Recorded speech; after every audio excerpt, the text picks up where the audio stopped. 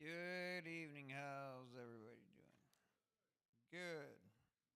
Don't forget, Friday is a senior lunch here at the church, as far as we know. And also, May 4th, 3 p.m., here at the church is a flower pickup for these. And if you would like to order some, it's for a fundraiser for American Heritage Girls and Trail Life.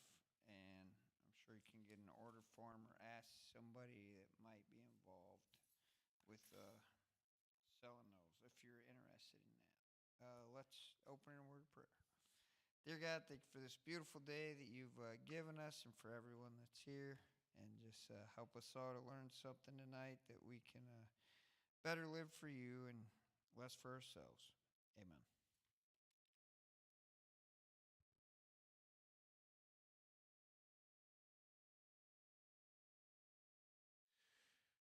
Good evening, everyone.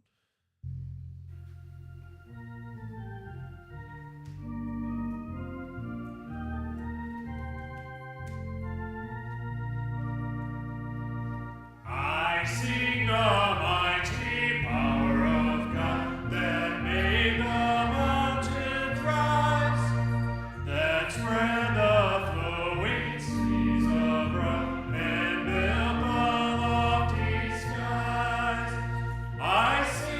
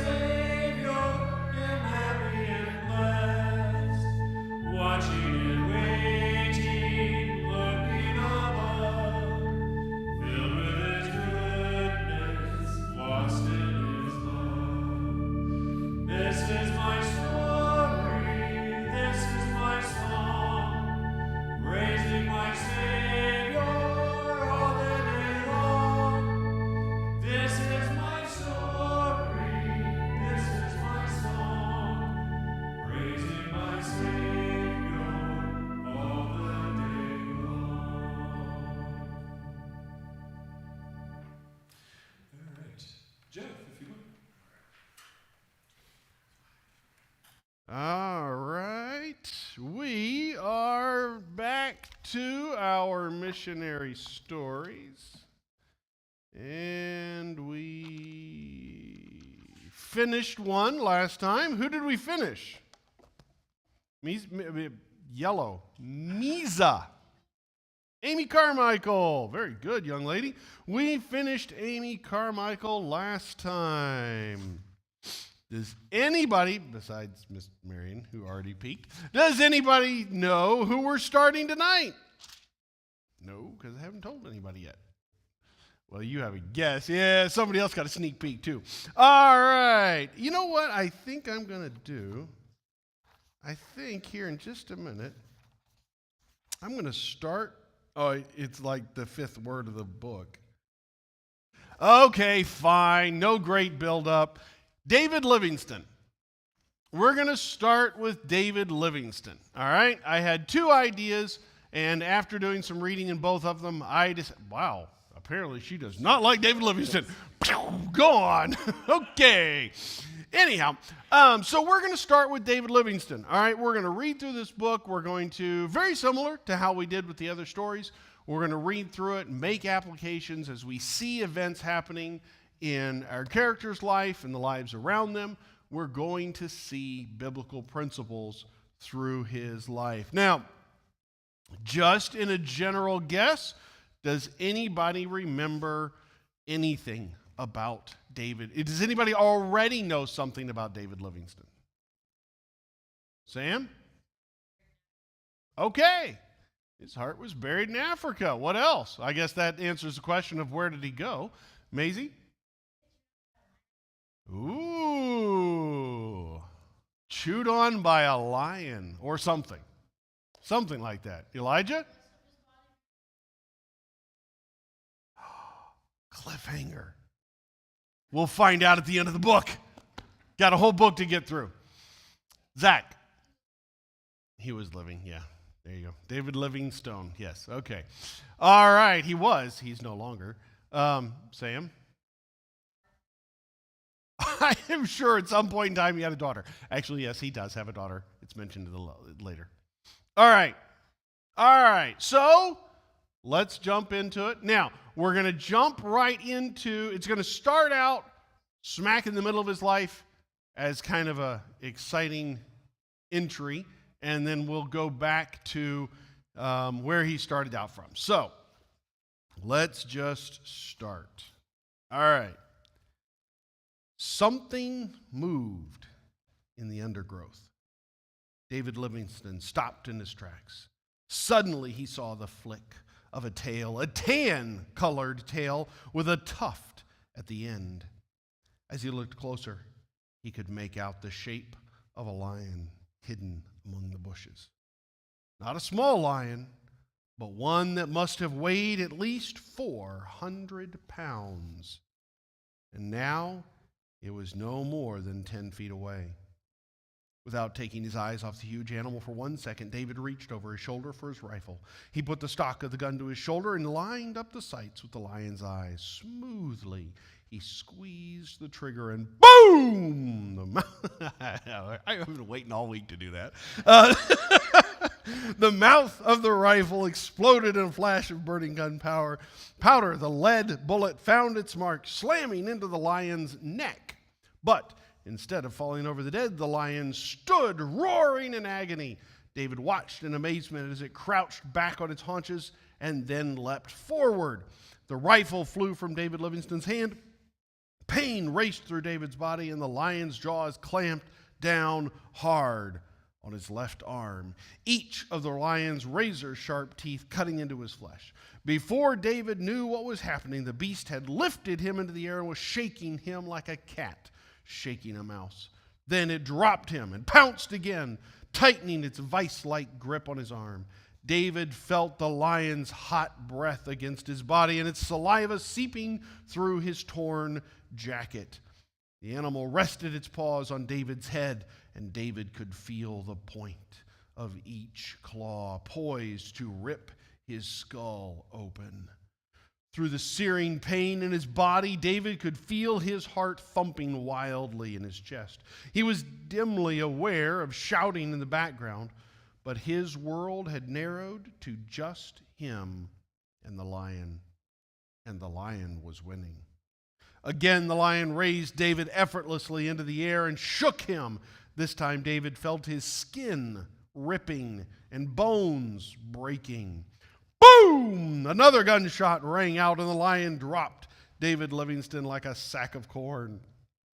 David lay on the ground, stunned and in numbing pain for a second, and then rolled over. "God, help us," he cried when he saw the lion crouching yet again. Would nothing kill it? The lion lunged at David's helper, Mottville.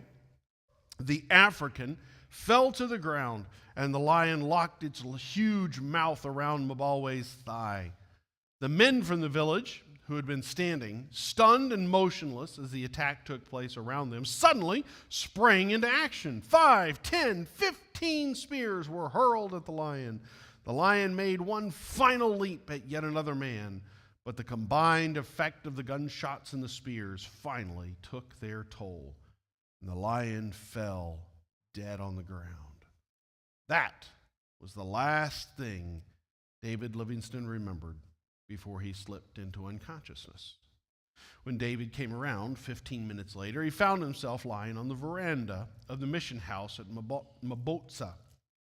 Fellow missionary Roger Edwards was anxiously bending over him, dabbing his wound gingerly with a damp cloth. Dazed, David tried to sit up. Searing pain shot up his left arm and through his body. He remembered the cracking of bone and the lion's teeth buried deep in his arm. Then all other details of the attack came flooding back to him.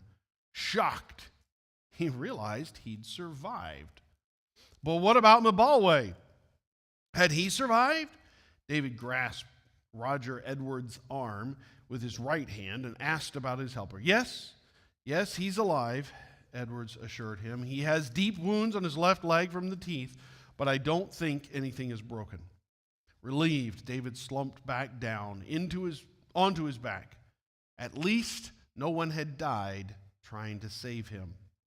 And although most people attacked by lions in the wild were killed, somehow he had survived.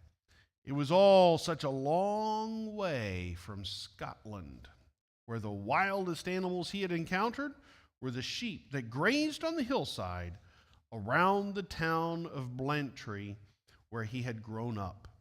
If people back there could see him now. All right, David Livingston, he was born, and we don't have the book doesn't give it. I had to look it up. All right, March 19th, 1813 is when he was born. The events of this chapter happened in February of 1844. So that gives you some idea of how far back we're looking.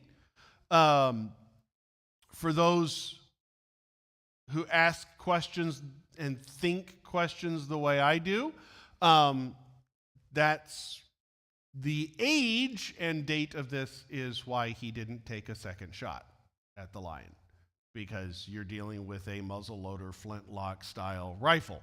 You have to stop and pour the powder in and stick another bullet in and pack it down, and by then the lion has your arm. So that's why he didn't take a second shot. I'm like, dude, go. 1844. Okay, never mind. Anyhow, who took the second shot and distracted the lion?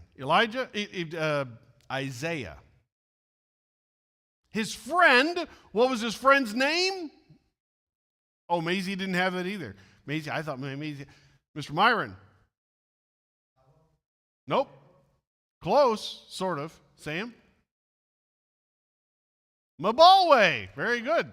Just like that. That's exactly what it said. All right, Mottville. Now, I mention that because he's going to be important as we get into other parts of the book. So start looking for that name, Mottville, to come up. Now, where, and just a brief mention, but where had David Livingston grown up? Oh, Mo had it and lost it. All right, Elijah. Scotland. All right, so now we jump to Scotland. We jump to Scotland and 12-year-old David Livingstone. So we've backed up. He's not hunting lions yet. But the last of the other chapter was if people back home could see him now. So we back up to what David was like as a youth. 12 years old. Who's 12? Who's 12? I got 112, a 212, a 312, a 412. Day, you're not 12. I know better. Okay, so we got a couple of 12-year-olds. All right. Now, listen to how David Livingstone's life is going at 12 years old. All right? 12-year-old David Livingstone held his breath as he waited for his father to answer. So, you want to go out into the hills? He asked Mr. Livingstone, stroking his beard. Let me see now. What was your memory verse from Sunday school this morning, David? Matthew chapter 4, verse 4. It is written, man shall not live by bread alone, but by every word that proceeds out of the mouth of God, replied David confidently. Very good, son, said his father, patting David's light brown hair. Then turning to Grandpa Livingstone, who was propped in a straight-backed wooden chair in the corner of the dimly lit room, he added, of course, that's an easy verse for David. He could recite the whole of Psalm 119 when he was 9. He won a new Bible for his effort even. David felt himself blushing. His father never complimented him directly or told him he was proud of his son, but he did like to tell other people about David's accomplishments. Can we go, Dad, please? Begged Charles, David's younger brother. A little fresh air can't hurt the boys on the Lord's day, interjected Grandpa Livingstone, who lived in a room 2 floors below. After all, the lads are cooped up from dawn till dusk every day. A laddie needs to get out in the open and smell the heather. When I was a lad, I lived my whole life in the open air. I can still shut my eyes and see the black rocks of the Isle of Ulva and the smell of peat fires we lit to keep us warm on those nights when we had the sheep up in the high pastures to graze. David looked urgently at his father. If his grandfather got started on stories from his childhood in the Scottish Highlands, there was no telling how long David and his 2 brothers would be stuck inside. Thankfully, David's father seemed to understand the predicament. I'll put on a pot of the new tea that just arrived from China, and we'll sit and talk a spell while the boys run out to play, he said. Then, turning to John, David's older brother by 2 years, he added, be back before dark, and mind your manners if you meet anyone along the way. We will, Father, the 3 boys chorused as they rushed out the door. Okay, go a little bit further. All right. As they rushed out the door, as David ran along the cobblestone road that led from the town of Blantyre to the surrounding countryside, he could feel the book bumping against the side of his leg. The reminder of what lay ahead made him run faster. Finally, completely out of breath, the 3 brothers flopped down in their favorite spot, a lush, grassy plateau located on the side of a hill about 300 feet above the town. Below, the boys could see Blantyre and its rows of crumbling brick apartment houses. They could also see the Clyde River as it snaked its way through the town, and, since it was such a clear day, the city of Glasgow was visible 8 miles off in the distance. Look, I can see Shuttle Row. Which one is our room? Asked Charles, plonking himself down beside David. Our room's on the other side of the mill, replied David, looking at the gloomy row of brick tenements that flanked the huge cotton mill. The 3 boys sat side by side for a few minutes, taking in the view. It always fascinated David to be up high looking down at the world. Let's run some more, said Charles, interrupting David's thoughts. Not right now, replied David, untying the string he had wound around the bottom of his trouser leg and carefully extracting the book from inside his pants. Charles gasped. "You're not supposed to read that," he said. "Dad told you not to."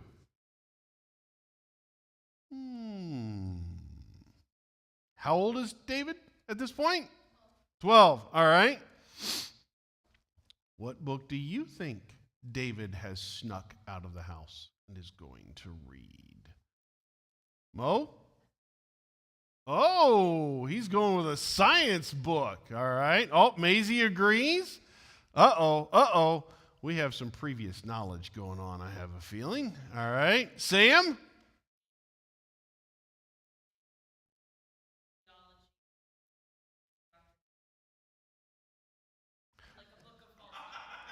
Okay. All right. Well, let's find out. By the way, it may have been a hint when I said that those two may have had some previous knowledge. Okay. All right. There's no harm in it. If you know what's good for you, you'll keep your mouth shut, David replied. Sounds like typical brotherly chatter. Come on, Charles, let's leave. Let's leave David to his book. I'll give you a head start and then I'll chase you, said John. The two boys ran off further up the hill while David rolled onto his belly in the soft grass and opened Culpeper's Herbal. The book contained row after row of drawings of plants. The stalk, the leaves, the flower, the seed of each plant were rendered in meticulous detail, and underneath each drawing was the plant's scientific name. David studied the pictures closely and was soon lost in the pages of the book. He recognized many of the plants from his walks in the hills. One or two of them even grew around the tenement building where his family rented a single-room apartment. But many of the plants were foreign to him. He wished he could see them, pick their leaves, press them for his collection, although he knew that would not be likely. Indeed, it was unlikely he'd ever go further afield than a mile or two from the place where he had been born and raised. Few people ever did. In fact, David had never even been to Glasgow. Once, when David asked to be taken there for a visit, his father had simply asked why he would want to go to a smoky, miserable city like that. His father didn't seem to share David's urge to see things for the sake of seeing them. But then, neither could his father understand why reading a botany book was so important. So important to David that he was willing to risk being punished for disobeying his father's express instructions not to read such a book. We'll keep going. All right, David found it hard to accept that his father did not want him to learn anything about science. Like many people in the early 19th century, his father thought science and religion were incompatible. Mr. Livingston argued that it went against the laws of God to be asking why things were the way they were, or seeking to discover the inner workings of plants and animals. He told David many times that people should be happy with the things the way the good Lord made them and not concern themselves with the hows and the whys. But David was not happy accepting things the way they were, and that made him different from everyone else he knew. At the Monteith and Company cotton mill, where he and his brother John worked, All right, let's stop and ask a couple questions. So, what is the book? Isabella. I don't know why I called you Elizabeth. I don't know where that came from. Did you catch what the book was? No? Okay. All right. Sophia?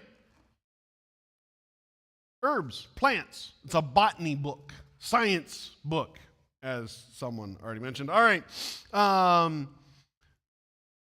What is it that his father doesn't want him to study? David. Science. Doesn't want him to study science. Why does his father think it's wrong? Richard?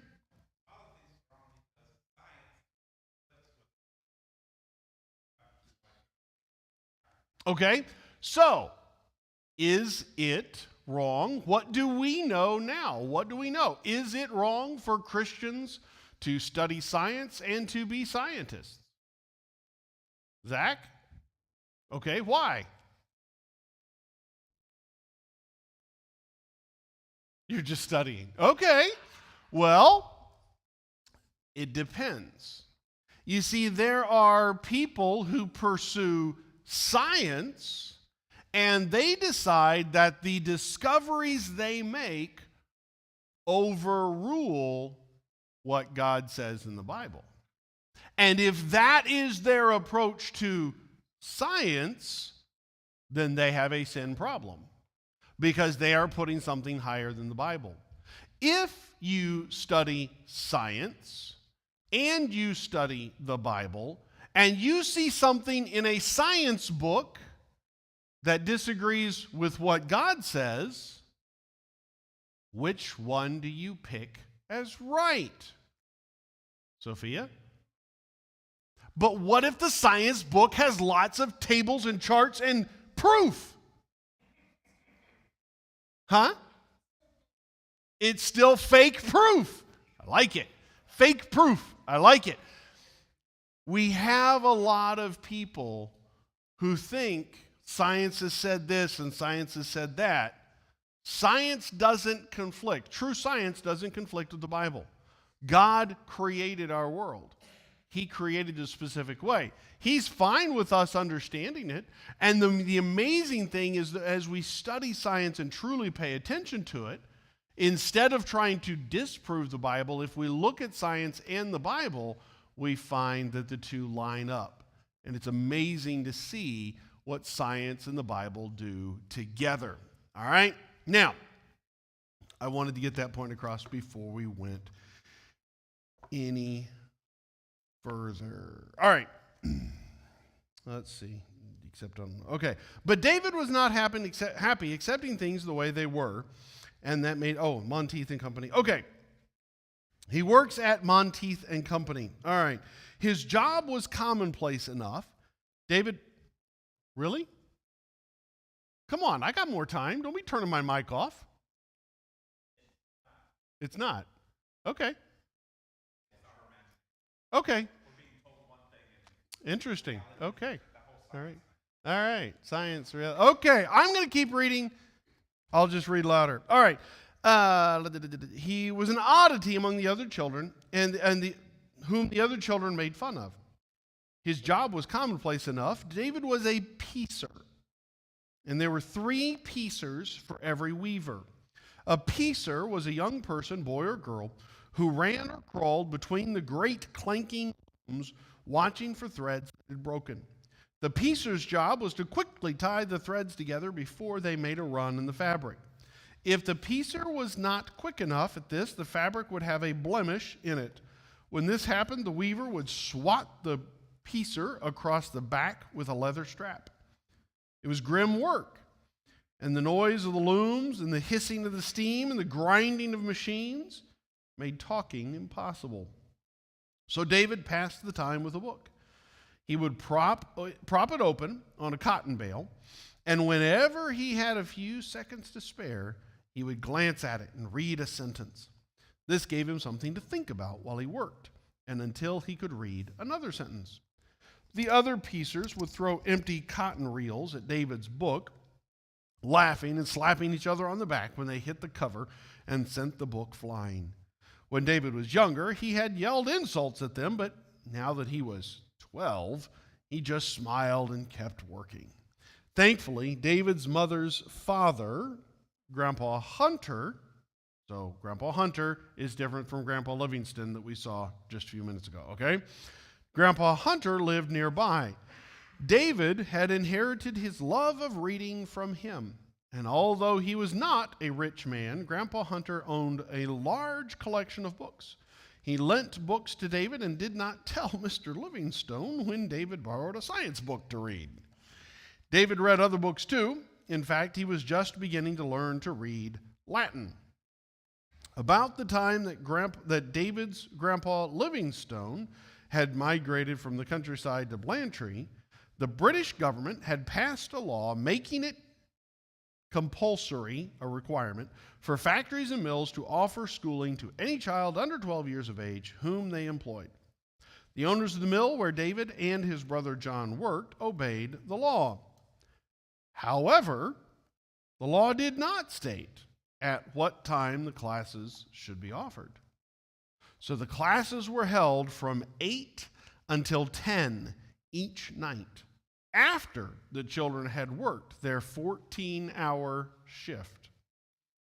Of course, most of the children were far too tired to take advantage of the classes. As a result, only about 1 in 10 of them ever learned to read. David Livingston, who had been taught to read by his father when he was only 6, was more determined than the average student. He forced himself to stay awake, not only for the classes, but also to read his school books late into the night. More often than not, his mother would have to take the books from him and blow out his candle. Even then, David would lie awake for hours thinking about what he'd read, trying to recall it word for word. David, come here. I've got something to show you. Charles' voice rang out through the hills. Remember, they're actually still back up in the hills right now. We were just kind of, reminiscing about the factory there. All right. David looked up from his botany book and frowned. The sun was far to the west. An hour or more must have passed since he had started reading. David scrambled to his feet. "Coming!" he yelled, tucking the book under his arm. "Look what I found!" Charles proudly yelled as David came closer, his chubby little fingers pointing at the ground. David followed his brother's fingers. Charles was pointing to a tiny skeleton, about the size of a mouse. "What is it?" Charles asked. "I don't know yet," replied David, bending down for a closer look. "Let's see. Is it a bird or an animal?" he asked, turning to his little brother. Charles shrugged. "How can we tell?" he inquired. "Well," said David, "let's think of something a bird has that say a mouse doesn't have. Then we'll look and see if those bones are there." "Wings," Charles shot back proudly. "Mice don't have wings." "That's a good start," replied David. "Now, let's see if we can see any wing bones." The three boys examined the skeleton and came to the conclusion that indeed it did have wing bones. So it must be the skeleton of a small bird, though David could not tell exactly what kind of bird. "I'm going to go find another skeleton," yelled Charles as he raced off. David smiled. He dared not tell Charles that what they'd just done was science. There was so much science to be done in the world. It seemed a great pity to David that it was so unchristian to think about it and pursue it. The afternoon sped by, and before long the brothers were racing down the hill towards Shuttle Row. Their father had a strict rule on Sunday that anyone who came home after sundown had to spend the night sleeping outside on the doorstep. Since all three boys had endured this hardship more than once, they were eager to be on time. When they got back, Grandpa Livingstone was still telling stories and drinking tea. "They're home! The boys are home, Ma!" squealed 7-year-old Janet, in obvious delight that her brothers were back. David patted Janet on the head and tickled the baby Agnes. "Take off your coats and I'll pour you a cup of tea," said Mrs. Livingston, reaching for the huge copper teapot that hung over the hearth.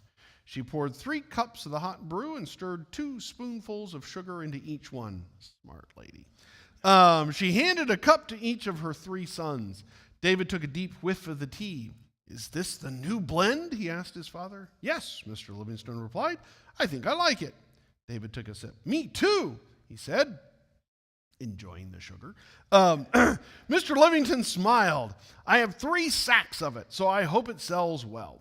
David nodded. He understood how important it was for his father to choose popular blends of tea. Mr. Livingstone was a tea peddler, tea seller. He bought sacks of tea from a wagon that came through from Glasgow, repackaged them into small bags, and walked the length and breadth of Lanarkshire, selling them door to door. Although this did not produce much money for his growing family, it did allow him to do the one thing he loved most of all. Wherever he went, Mr. Livingstone talked about God, prayed for people, and gave away hundreds of Christian tracts. When he got home each night, he would tell the children all about the adventures of his day. To children who spent 14 hours a day in a hot, stuffy mill, they were the most exciting stories they had ever heard. The following morning, David rose with the rest of the family at 5 o'clock. The single room they all shared made it impossible for anyone to sleep late. It was the start of another long week at the mill. After eating their bowls of porridge, David and John walked to the mill together, joining the throng of other youngsters headed there. As they walked, David looked at the other children. They all had so much in common. They were all poor and had all been sent to work at a young age to help their parents pay the rent on the single-room apartments they lived in. David wondered whether this was the life he would always lead. Would he grow up and marry one of the girls from the mill? Would his children walk the same street to work in the same mill? David could see his life stretched out in front of him like the continuous reams of cotton he watched over each day. It was a life of working 6 days a week, attending church on Sunday and snatching time to read whenever he could. Never in his wildest imagination could David Livingstone have dreamed how different his life was destined to be. All right. What is it that David's dad does for money? Mo? Sells tea. Does he make lots of money at it? No, he doesn't. But what does he get to do while he's selling tea? Kayla.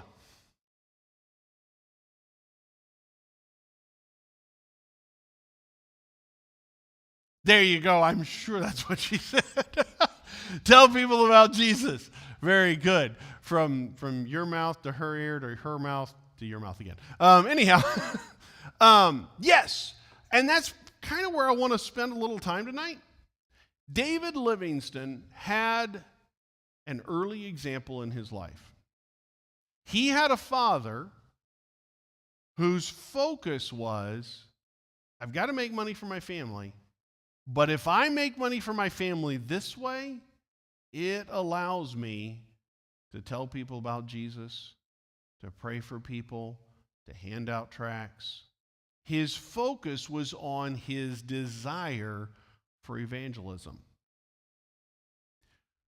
So a couple of things to think about. First of all, kids, what is your desire to go about? What are you aiming towards when you think of career? We're talking about a 12-year-old who has 14 hours times 6. Yep, can't do the math on that. 84 hours a week, all right? He's working 84 hours a week already at age 12 and trying to do school stuff in the evenings. This is not an easy life. I think a lot of our kids today maybe have it a little easier than maybe they need to have it. Might help some of us if it wasn't so easy. Anyhow, that's not really in the missionary story. That's Jeff drifting a little bit. Okay, back to where we're supposed to be. All right, the example. That's it. The example that David has. He has a father who his only problem with science is his dad wants to be that serious about the things of God. Okay, now, does he maybe misunderstand? Maybe there's some things he could learn yet? Yes. But the greatest flaw his father has right now is dedication to God and the Bible. Parents, we sometimes say, man, why don't Why don't our kids of this generation grow up and go out and do great things for God? What was the example they had at home growing up? Just something to think about. What is your passion and your desire as their parent? What do they see you investing your time and your energy in? Something to consider as you think about what your children are going to grow up and do. All right, now, is there a verse that might go along with this? A verse that might, maybe, we don't have record that it was. Is there a verse that might have been spurring Mr. Livingston along? One that sounds familiar, one we probably already know. Kayla thinks she knows. Do you know the verse? All right, Matthew chapter 28, verse 19. Very, very common, familiar verse. One that we've all heard multiple times. Jesus tells his disciples, "Go, therefore, and make disciples of all nations, baptizing them in the name of the Father and the Son and the Holy Spirit, teaching them to observe all that I have commanded you. And behold, I am with you always to the end of the age." My understanding of the Greek verb there, go, has the idea of as you are going. Okay, as you're going, since you're going anyhow, all right? Since you're taking, okay. Sorry, comedy thing jumped into my head, doesn't apply. We'll move on. All right, as you're going, since you're already going, take the gospel with you. Everywhere you go, everything you do, our focus, our purpose, our desire, our passion needs to be telling people about Jesus, about the Bible, telling them what God has done for them. That was what David Livingston grew up watching in his father. Now, in case you're not familiar with it, when they're talking about tenement houses, okay, think, kids, if you're not familiar with this, think very small, very crowded apartment buildings, okay? Each family gets one room. Now, that's not one room per person. That's not one bedroom and another room. That is one room. Everybody lives in it. Everybody sleeps in it. Everybody eats in it. Everybody does everything in that one room. David Livingston did not grow up with a lot of ease, a lot of what we would consider opportunities. He grew up in a tough, tough place. But God's going to use him. Okay, Elijah? No, I don't. It's not listed in the book or in other things I researched. Not big. We'll go with that. All right? Any other questions tonight before we wrap up? David Livingston for tonight. All right. When we come back, we'll find out what happens next, where David Livingston goes, and what God starts doing in David's life. All right? There's no other questions. Mr. Fred, would you close us in prayer?